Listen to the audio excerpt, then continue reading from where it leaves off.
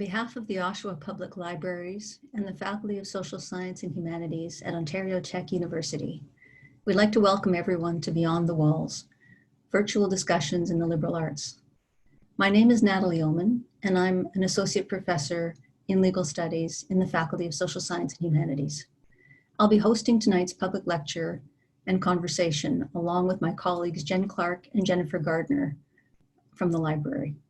Both of our institutions have joined forces to present this series in response to the distancing that COVID-19 has made necessary. It's our attempt to create a way for members of the university and library communities to be apart together. My name is Jen Clark, and I'm a librarian and program coordinator at Oshawa Public Library. I'd like to begin our event with a land acknowledgement. While participants in tonight's conversation are joining us from locations close and far, our two institutions are situated on the traditional territory of the Mississaugas of Scugog Island First Nation, governed by the Williams Treaties. We are grateful to work and learn on these lands and are mindful of this treaty relationship with the Mississaugas of Scugog Island and the Greater Anishinaabe Nation of which they form a part, including Algonquin, Ojibwe, Odawa, and Potawatomi people. We encourage everyone with us tonight to become aware of the treaty relationships and traditional territories you're situated in, wherever you may be located. Just before introducing you to our guest, a few words about etiquette for this event. The aim of this series is to give people opportunities to connect and learn together. So we've used a form of virtual meeting space that allows everyone to have a voice and a face in the conversation that will follow the speaker's talk. In order to make it work though, we have to be able to see and hear the guest whose ideas we'll be discussing. So until the presentation, the short talk is over, we'll continue to have audience members, microphones, and video muted. You'll have a chance to ask questions live after the talk. And we encourage you to use the chat bar, and that's a little bubble at the bottom of your screen that looks like the speech bubble in a cartoon. We encourage you to type your questions in while the speaker is presenting his short remarks, or if you'd like to ask your question yourself at the end rather than have it read, to type in a Q, and we'll talk a little bit more about how to do that later. Now it's my pleasure to introduce Dr. Amir Mostaghim. Dr. Mostaghim is an associate teaching professor at Ontario Tech University. He teaches in the areas of policy development, policing, and perspectives on criminal justice. He's published chapters and articles in the areas of criminology and the normalization of cannabis use. He's a passionate leader in social justice advocacy and has served as a human rights observer with Amnesty International for more than a decade. Tonight, Dr. Mostaghim will be discussing why everybody can't get stoned. Welcome, Amir. Thank you very much. And thanks everyone for joining us in this virtual world. Today, I kind of wanted to talk about having fun. And to me, having fun has oftentimes been neglected in academic circles for the simple reason that it just doesn't seem very academic. But if you think about it, we spend copious amount of our time making money going to work just to have the little bit of leisure time to have fun. And aren't we most ourselves when we have fun? When we are participating in leisure activities? Aren't we most ourselves when we are enjoying a pint of beer or listening to some music or enjoying a hobby that we do? And that's the key word, isn't it? Being ourselves, the notion of self, the notion of identity, the notion of who we really are. And that's another thing that I want to talk about today then. I want to talk about this notion of self. Who are we?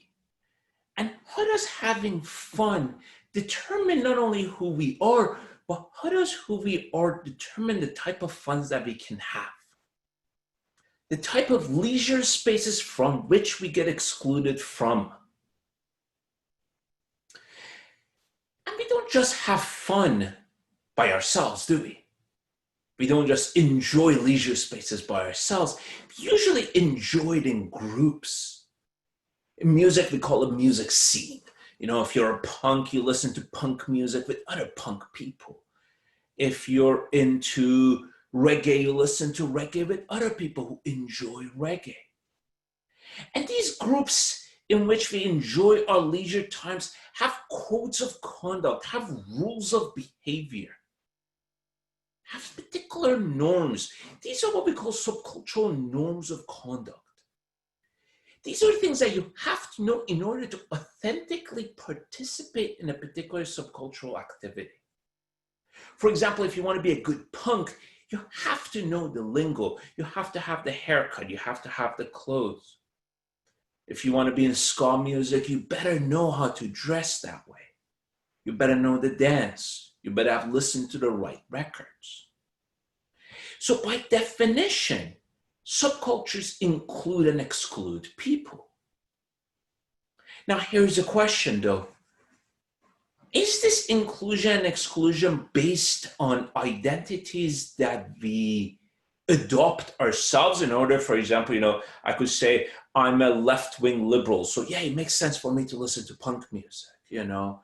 Traditionally, you know, one would say that hardcore metal is reserved for particular type of political orientation. I know I have a student in class who would disagree with that statement. And that's, I guess, at the core of it, that's what I want to talk about. And the next thing that we have is how do we get excluded from these subcultural activities through not identities that we project, but rather identities that we just have out of no desire, out of no choice of our own, our gender, our ethnicity, our social class even. These things include and exclude us in subcultural activities. So in short, to summarize this part of it, what I want to really focus on today is how is it that our gender and our ethnicity exclude us from participation in particular leisure activities. Since we can't talk about all leisure activities, I would like to talk about marijuana using subcultures, marijuana using groups as an example, and then we can speculate from there. There are two reasons why I want to talk about marijuana using groups. One is a personal connection that I have with it. I have been smoking weed since I was 18, 19. I have been active in, back when marijuana wasn't legalized, I was quite active in marijuana legalization groups. So I look at myself as somewhat involved in marijuana using subcultures. However, when I came to study marijuana using subcultures, everyone kept telling me how marijuana has been normalized, how everybody's doing it, that it's no big deal anymore. And that didn't really match with my own experiences. My own experiences showed that I was usually the only racial minority in marijuana using groups. Most of my female colleagues didn't participate. So that's one reason why I became interested in marijuana using subcultures and why I think it's a useful thing to talk about. I had an advisor who would say, do what you know. So here I am doing what I know. The next reason is the history of weed. You see, marijuana, hemp, I guess in a sense, has been used since time immemorial for making nets and for building sails and things like that. Persians and Indians and the Chinese sort of recognize a sticky residue and its effect pretty quickly though. And since that time, it has become a staple part of both cultural and religious ceremonies in large parts of the world. Hemp and marijuana were so central to the life of Europeans that, for example, in a book about what it is that we should take with us should we leave Earth to go to another planet in late 1800, it was speculated that what we should take with us is weed because it is very useful for both medicinal purposes and hemp is useful for making rope.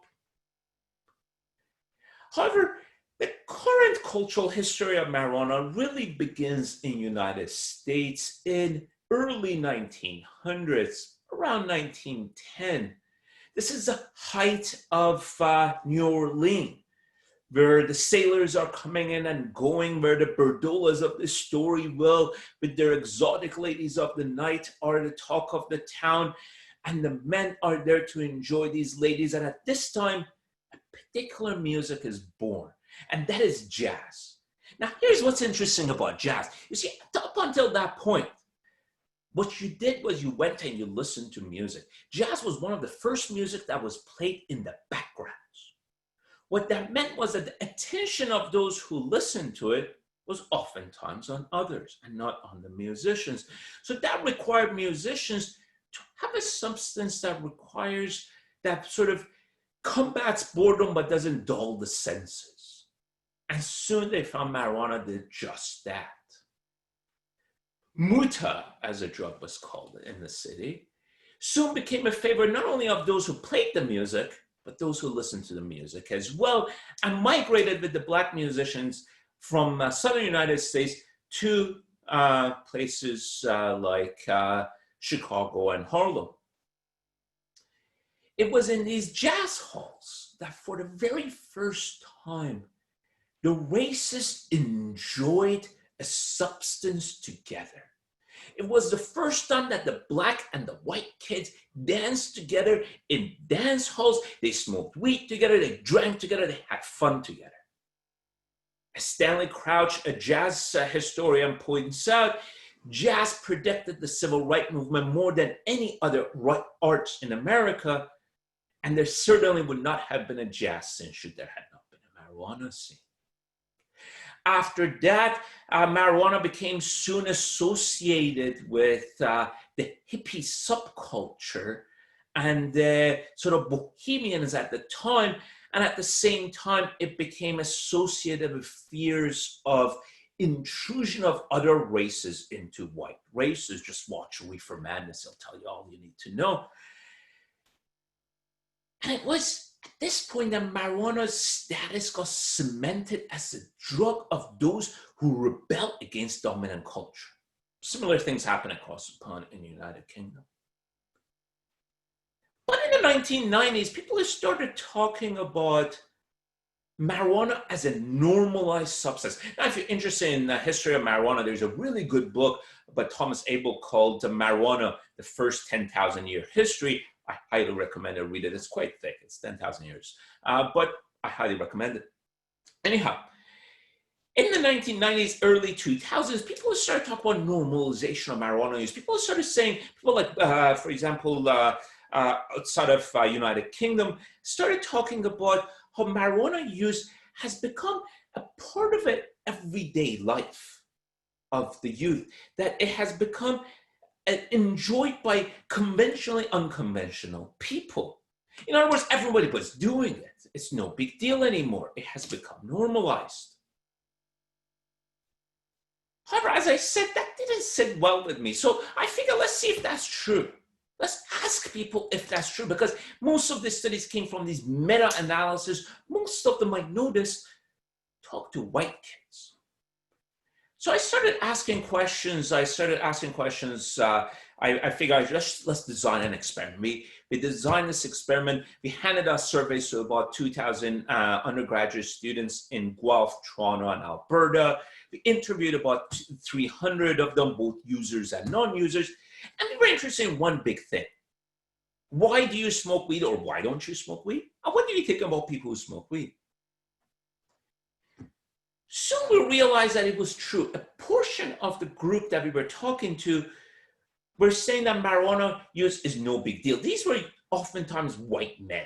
For them, marijuana use seemed to be by default. They were saying, well, it's no big deal. I didn't even think about using it. Yeah, I just did it. But for women, especially Pan-Asian students, that's what we focused on, students from the Asian continent. So that's why my Pan-Asian students. We focused on them because they were sort of still in the sense of not being part of the culture. So we had the sense, so we kind of started asking these people questions. We said, why don't you smoke weed? Well, it turns out for women and Pan-Asian students, no smoking weed was more of the default point. Most of them who did use had given it a lot of thought of why it is that they want to use it. Some use it as a way of integrating themselves into the white masculine culture. For example, some women said that they kind of saw themselves as tomboys, or they kind of liked hanging around with the guys, so it was a way of including themselves into a culture. Some sort of Pan-Asian students said that it was a way for them to not feel like an immigrant kid walking around. Everybody was doing this, so they were it was a way for them to do it. One of them, for example, commented on how skateboarder kids were doing it. Interestingly enough, the other group, the ones who weren't doing it, saw marijuana use as an authentic participation for their own group. For example, women said that those women who smoke weed are different. They were often seen as promiscuous or slutty. We saw the same comments if you look at research, for example, in the 1950s, 1960s, about women drinking in public, or in 1930s, women smoking in public. Similar comments were said. Women who go to bars, even in the 1970s and 1980s, were referred to in promiscuous sense. So that wasn't, too surprising. Even men who smoked weed seemed to say that they wouldn't really take a woman who smokes weed seriously. They would go out with them, but they're not like the wife type, they would say. You wouldn't wife them, as some would refer to. Similarly, some brown students said that, for example, one of them I was talking to, I said, surely brown kids smoke weed. He said, no, real brown kids don't smoke weed. I said, well, I know a lot of brown kids who smoke weed. And he said, oh yeah, but only coconuts smoke weed. Coconuts referring to being brown in the outside and white in the inside. So one of my papers that I wrote, the title of it was Only Coconuts Smoke Weed. But that's the point. The point is that marijuana use doesn't seem to be an authentic activity by these groups. Those who did use it oftentimes use it in particular ways. For example, what white men said that they didn't really care about where they use it, who they tell. Yeah, they want to tell their boss, for example, about it, or their prof, but they don't really care who finds out where they use it. Women and Pan-Asian students were much more likely to use it in private and be cautious who they use it with. They were also much less likely to use paraphernalia.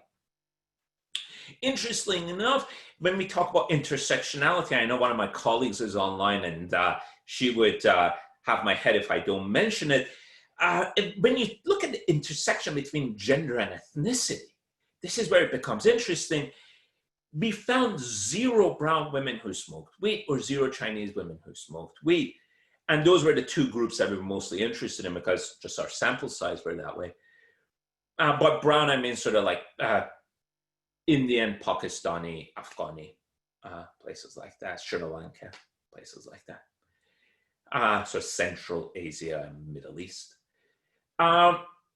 Interestingly enough, none of them smoked weed. And for example, when I said to them, why don't you smoke weed? Most of them even laughed. They said, what do you mean? If I smoke weed, it'll ruin my parents. And that was interesting because, for example, when I was talking to Asian men, they were saying, yeah, if I smoke weed, it's bad for my own sort of thing, for my own reputation, but not really for my parents. Whereas for Asian women, it was not only bad for their parents, but some of them commented that if they smoke weed and they get found out, it might even mean that their sister can't find a husband, which places a huge demand.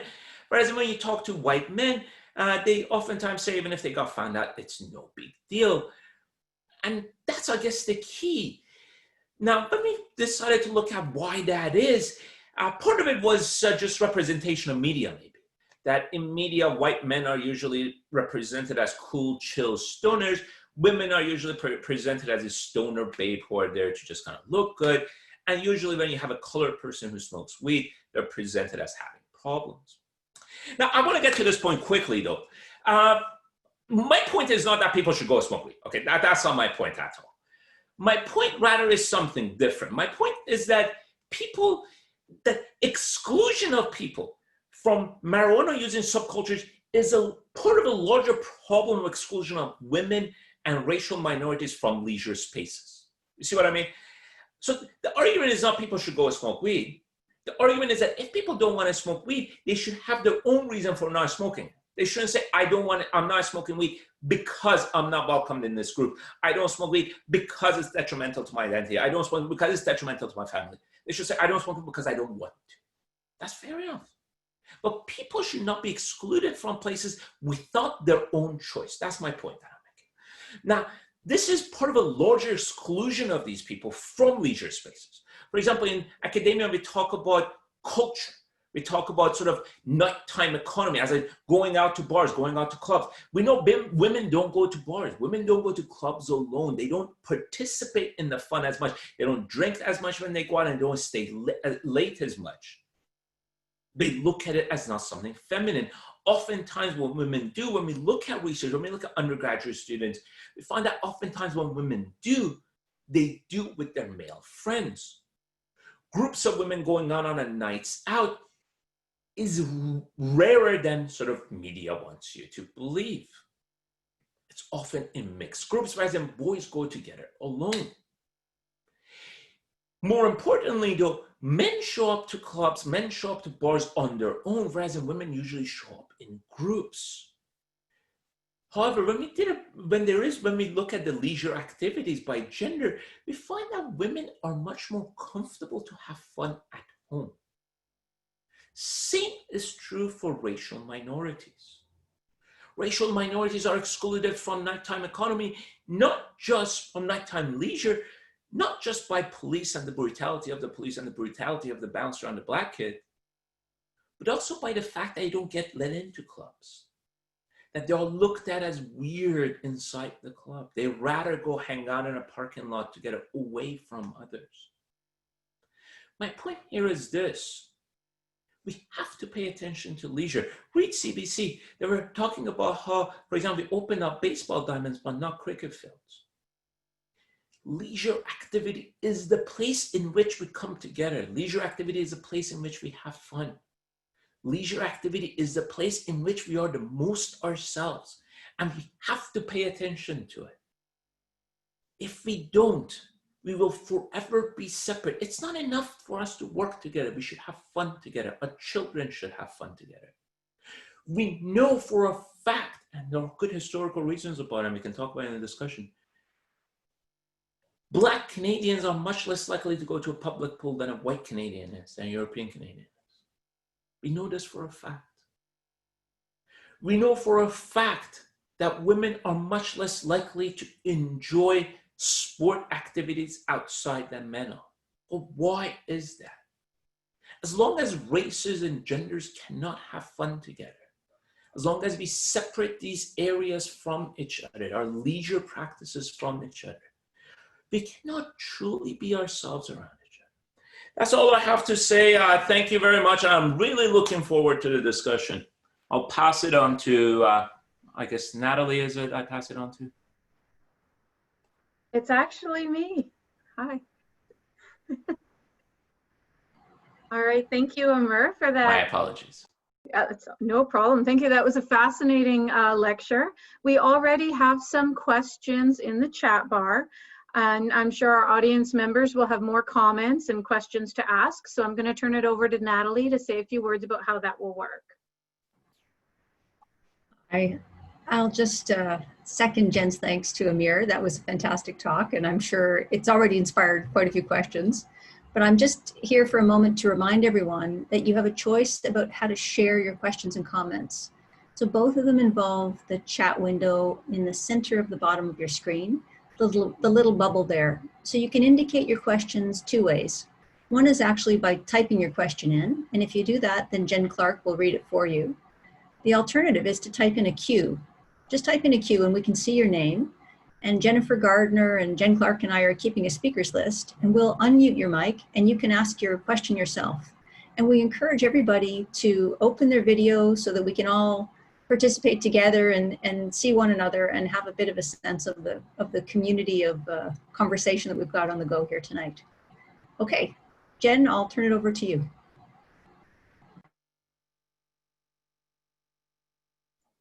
Okay, thank you.